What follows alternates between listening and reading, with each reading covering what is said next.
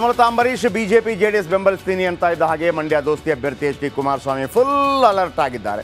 ನಾಳೆ ಮಂಡ್ಯದಲ್ಲಿ ನಾಮಿನೇಷನ್ ಮಾಡಿ ಶಕ್ತಿ ಪ್ರದರ್ಶನ ಮಾಡಲಿದ್ದಾರೆ ಕುಮಾರಸ್ವಾಮಿ ನಾಳೆ ಅನೇಕ ಕಾರ್ಯಕ್ರಮಗಳಲ್ಲಿ ಭಾಗವಹಿಸಲಿದ್ದಾರೆ. ವಿಶೇಷವಾಗಿ ಯಾವಾಗ ಸುಮಲತಾ ಹೇಳಿದ್ರು ಆವತ್ತಿಂದ ಇವತ್ತು ಫುಲ್ ಆಕ್ಟಿವ್ ಆಗಿ ಕಾಣ್ತಾ ಇದ್ದಾರೆ.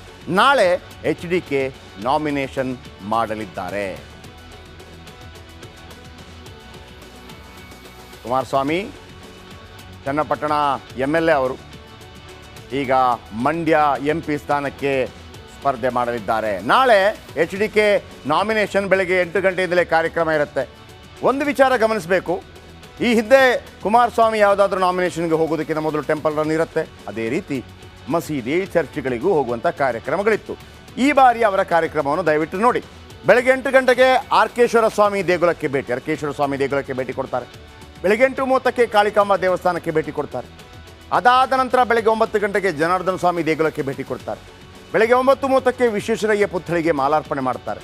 9:45ಕ್ಕೆ ಬಾಬು ಜಗಜೀವನ್ ರಾಮ್ ಅವರ ಪುತ್ಥಳಿಗೆ ಮಾಲಾರ್ಪಣೆ ಮಾಡ್ತಾರೆ.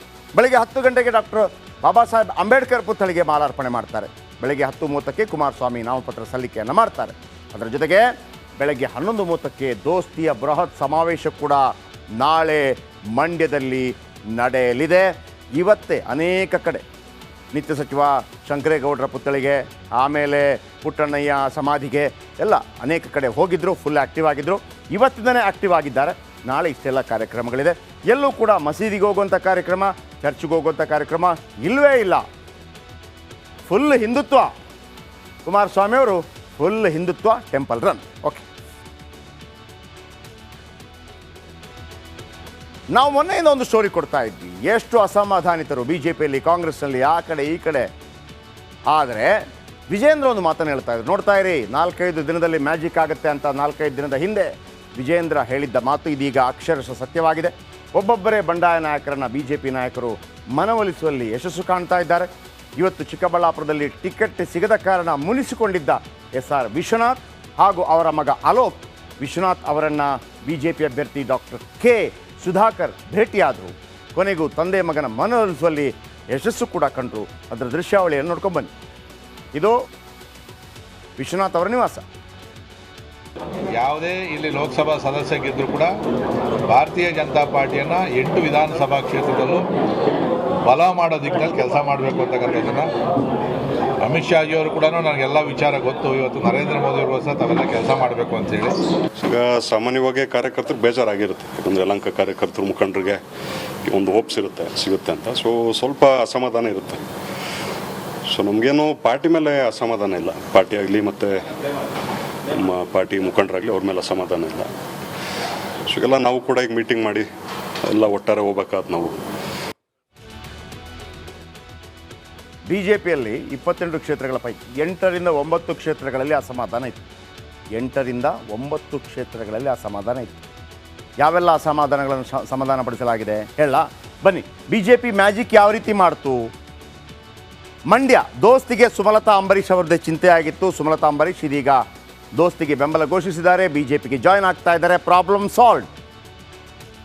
ಇನ್ನು ಚಿಕ್ಕಬಳ್ಳಾಪುರ ಅಲೋಕ್ ವಿಶ್ವನಾಥ್ ಮತ್ತು SR ವಿಶ್ವನಾಥ್ ಬಹಳ ಹೇಳಬಿಟ್ಟಿದೆ, ನಾನು ಇಲ್ಲಪ್ಪ ಸುಧಾಕರ್ ಜೊತೆ ಹೋಗೋದೇ ಇಲ್ಲ ಅಂತೇಳಿ. ಇವತ್ತು ಮಾತುಕತೆ ನಡೆಯಿತು. ನಾನು ಯಲಹಂಕದಲ್ಲಿ 90% ಕೆಲಸ ಮಾಡ್ತೀನಿ, ಬೇರೆ ಬೇರೆ ನಾಯಕರು ಬಂದಾಗ 10% ಮಾಡ್ತೀನಿ. Problem solve. ತುಮಕೂರು ಸೋಮಣ್ಣ ವಿರುದ್ಧ JC ಮಾಧುಸ್ವಾಮಿ ತೊಡೆ ತಟ್ಟೆ ಬಿಟ್ಟಿದ್ರು. ಅವರನ್ನು ಕೂಡ ತಂಡ ಕೂಲ್ ಮಾಡಲಾಗಿದೆ. ಮಾಧುಸ್ವಾಮಿ ಕೂಡ ಕೂಲ್ ಆಗಿದ್ದಾರೆ. ಚಿತ್ರದುರ್ಗ M ಚಂದ್ರಪ್ಪ ಅವರ ಮಗ ರಘುಚಂದನ್ ಇಲ್ಲಪ್ಪ ನಿಲ್ಲೇ ಅಕ್ಷೇತ್ರವಾಗಿ ಅಖಾಡ ಕಿಳಿಯೋದೇ ಏನು ಗೋವಿಂದ ಕಾರಜೋಳ ಎಲ್ಲಿಂದ ಬಂದಿದ್ದಾರೆ? 500 ಕಿಲೋಮೀಟರ್ ಆ ಕಡೆ ಈ ಕಡೆ. ಇಬ್ಬರು ಸೈಲೆಂಟ್. Problem solve.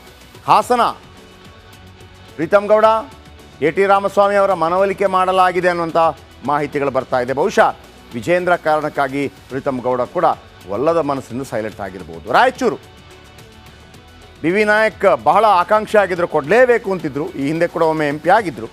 ಇದೀಗ ಮನವೊಲಿಸಲಾಗಿದೆ. BJP ಪರ BV ನಾಯಕ್ ಪ್ರಚಾರ ಮಾಡ್ತಾರೆ. ಶಿವಮೊಗ್ಗ ಒಂದು ಬಾಕಿ ಇದೆ. ದೆಹಲಿಗೆ ಹೋಗಿದ್ದಾರೆ. ಶಿವಮೊಗ್ಗ ದೆಹಲಿಯಲ್ಲಿ ಈಶ್ವರಪ್ಪ ಮನವೊಲಿಕೆ ಯತ್ನ. ಈಶ್ವರಪ್ಪನವರ ಮನವೊಲಿಸ್ಬೋದು ಅಂತ ಅನಿಸುತ್ತೆ. ಯಾಕಂದರೆ ಈಶ್ವರಪ್ಪ ಯಾವತ್ತೂ ಕೂಡ ಒಂದು ರೀತಿಯಲ್ಲಿ RSS BJP ಹಿಂದುತ್ವ ಅಂತ ಹೇಳಿದ್ರೆ ಒಂದು ಸೆಂಟಿಮೆಂಟಲ್ ಇದೆ. ಸೊ ಹಾಗಾಗಿ ಇವರನ್ನು ಮನವೊಲಿಸೋದು ದೊಡ್ಡ ಕಷ್ಟ ಆಗಲಿಕ್ಕಿಲ್ಲ. ಇವ್ರಿಗೇನು ಬೇಕಪ್ಪ ಅದನ್ನು ಕೊಟ್ಟರೆ ಮುಗಿದೋಯ್ತು. ಇನ್ನು ಬೀದರ್ ಭಗವಂತ ಖೂಬಾ ವಿರುದ್ಧ ಎಲ್ಲ ಆಗದೇ ಇಲ್ಲ, ಕೊಡಲೇಬಾರ್ದು ಅಂತೇಳಿ. ಬಟ್ ಮೋದಿಗಾಗಿ ಸ್ಥಳೀಯ ನಾಯಕರು ಪ್ರಚಾರ ಮಾಡ್ತಾರೆ. ಅಲ್ಲಿ ಮೋದಿ ಮ್ಯಾಜಿಕ್ ನಡೆಯುತ್ತೆ. ಇನ್ನು ಕೊಪ್ಪಳ ಕರಡಿ ಸಂಗಣ್ಣ ಕಳೆದ ಬಾರಿಯ MP, ಈ ಬಾರಿ ಟಿಕೆಟ್ ಸಿಗಲಿಲ್ಲ. ಪಂಚಮಸಾಲಿ ಲಿಂಗಾಯತ ನಾಯಕ, ಆದರೆ BJP ಪರ ಪ್ರಚಾರ ಮಾಡಲಿದ್ದಾರೆ ಕರಡಿ ಸಂಗಣ್ಣ. ಅಲ್ಲಿಗೆ ಕೊಪ್ಪಳ ಪ್ರಾಬ್ಲಮ್ ಸಾಲ್ವ್ ಆಗಿದೆ. 9 ಕ್ಷೇತ್ರಗಳ ಪ್ರಾಬ್ಲಮ್ ಸಾಲ್ವ್ ಆಗಿದೆ.